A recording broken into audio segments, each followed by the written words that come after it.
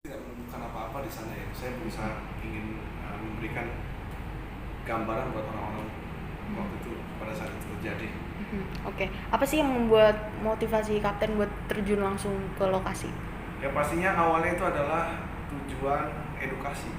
Semua konten saya adalah konten edukasi. Semua kita berikan manfaat edukasi buat orang-orang. Sama seperti para wartawan semua kan berusaha memberikan yang manfaat edukasinya kuat. Iya kan? Nah, makanya untuk itu mereka juga mau mendapatkan berita yang fresh dan bermanfaat untuk mengedukasikan orang bahwa ini yang terjadi dan apa yang sudah dilakukan dan apa siapa saja yang melakukan itu adalah penting edukasi. Berarti Kapten juga melihat puing-puingnya di lautan gitu? Nggak ada.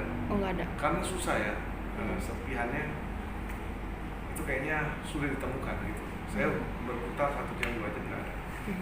Oke, Kapten, kan di vlog juga ramai tuh soal yang stall ini ya. Itu seperti apa sih, Kapten? Boleh dijelasin nggak? Stall itu adalah kehilangan daya angkat. Jadi pesawat bisa terbang dengan adanya daya angkat. Ketika daya angkatnya hilang, kita pesawat tidak bisa lagi terbang. Nah itu yang dinamakan dengan stall. Dia jatuhnya ibaratnya bisa jatuh seperti jatuh batu. Jadi sama kayak pesawat-pesawatan yang dari kertas itu kan, kalau kita lempar pesawat itu terbang, betul ya? Tapi bayangkan ketika pesawat kertas itu saya lepas, begitu pesawat itu terbang saya lepas, dia jatuhnya kayak batu. Nah itulah kondisi stall. Oh, nukik ke Selama bawah. masih ada airflow, nungkik atau enggak ya pasti jatuh aja gitu kalau stall. Oke. Nah, kalau critical 11 gimana tuh, Pak Itu Kapten? nggak ada istilah critical level. Oh, nggak ada. Adanya critical phase pada saat take off roll dan landing roll. Ini Itu apa tuh? dibikin-bikin kali, nggak tahu deh, saya nggak tahu. Cuman saya baru dengar itu. Mm-mm. Ya ada orang berapa kali nanya, cuman buat saya critical phase. Oh, kata orang nih juga kalau misal posisi take off atau landing gitu kan itu paling berbahaya gitu, Kapten. Ya, itu namanya Kenapa sih? critical phase. Oh. Kenapa dikatakan berbahaya, Kapten? Karena take off dan landing butuh konsentrasi penuh. A lot could happen ketika take off dan landing. Ketika take off kita bisa abort, kita bisa stop, dan kita bisa melakukan evakuasi. Anytime. Evakuasi bisa dilakukan ketika kita take off. Take off tiba-tiba ada kebakaran, kita hentikan dan langsung siap. Siapapun penumpang yang di belakang dan semua pramugari sudah harus siap ketika take off.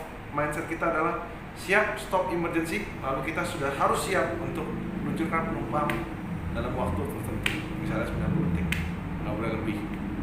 Nah itulah persiapan kita take off dan landing roll. Walaupun landing juga begitu. Begitu landing, ada sesuatu misalnya sedikit rada keras, tahu-tahu landing gearnya nggak menapak dengan baik, tahu-tahu kebakaran, kita harus langsung evakuasi. Nah inilah kenapa a lot could happen, dan juga meluruskan dengan landasan, dengan cuaca itu sangat rumit. Karena itu adalah peralihan di mana kita dari kecepatan rendah, kecepatan tinggi itu a lot could happen. Oke. And require a very big attention. Oke, Kapten juga sempat membaca data flight kemarin ya dari SJ182. Itu gimana tuh, Kapten? Hasil pembacaannya? Bacanya itu data yang nggak bisa kita acuh, itu bukan data aku. Tapi ya kalau dari gambarnya itu memang pesawat itu terbang tanpa ada indikasi bagaimana atau dia jatuh. Dan waktu kita sendiri air traffic control juga nggak tahu, pilotnya sendiri saya rasa nggak tahu karena memang nggak ada distress signal.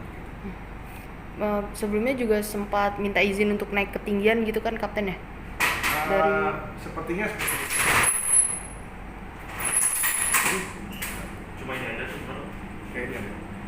Oke. Sempat meminta ketinggian, kira-kira ada bermasalah gitu nggak sih, Kapten? Gimana? Kalau minta izin naik ketinggian itu, karena kan kemarin naik ketinggian terus tiba-tiba lost contact. Menurut Kapten Itu gimana? standar dalam penerbangan, kita harus habis take off kita harus climb sampai cruising altitude. Nah ketika kita climb ke cruising altitude, kita kadang-kadang di stop karena ada traffic. Ini bisa jadi seperti itu ya, karena saya nggak punya datanya. Saya nggak tahu, mungkin Mbak punya data yang lebih valid dari saya. Cuman biasanya pada umumnya kita bisa di stop. Climb pertama kali 5.000 dulu, habis itu climb lagi ke 7.000, kita stop, baru kita bisa request lagi ketinggian. Kita request ketinggian, kita sudah ada intended level kita, misalnya 31.000, tapi kita ditahan dulu. Itu biasa gitu teman-teman. Ditinggiin juga sudah biasa juga gitu. Oke. Nah, kendalanya apa sih, Kapten? Kalau lagi di di udara gitu, lagi mengudara, apa sih kendalanya? Nggak ada kendala sih, itu biasa sih, normal, sama kayak berkendara. Terbang tuh fun kalau misalnya nggak ada kendala. Oke. Kapten, waktu yang kemarin itu loh, yang soal di vlog Kapten juga membahas soal banyak yang bertanya-tanya usia pesawat gitu, dimasalahkan. Menurut Kapten sendiri gimana nih? Untuk usia pesawat saya sudah bilang berulang kali bahwa tidak ada korelasinya dengan pesawat jatuh, tidak ada itu. Jadi nggak bisa disambung-sambungin. Pesawat itu tua selama di-maintain masih nggak jadi masalah, kita oke untuk terbang. Tapi Kapten, sebelum kita jalan gitu, pesawat pasti dicek kan ya? Pasti. Pesawat harus dicek oleh mekanik, pilot juga harus dicek juga. Ini adalah satu kesatuan sistem yang kuat. Kita nggak bisa satu misalnya mendeteksi ada masalah, nggak mungkin satu lagi akan berangkatin gitu. Itu udah standar itu, karena ujung-ujungnya adalah kapten harus menentukan. Oke. Kira-kira tanggapan dari Kapten sendiri nih atas tragedi yang kemarin? Gimana? Tanggapan dari Kapten atas tragedi Sriwijaya yang kemarin seperti Harapan apa? saya semoga kejadian ini, pertama kali saya ingin mengucapkan duka cita yang sangat mendalam bagi keluarga yang ditinggalkan, dan benar-benar ini membuat shock seluruh Indonesia, dan saya sendiri juga ikut shock sebagai orang yang di dalam dunia itu juga sendiri, teman-teman terbang gitu loh. Ini jadi kita sendiri khawatir kan. Jadi semoga di kemudian hari apapun yang penyebab dari kecelakaan ini tidak akan terulang.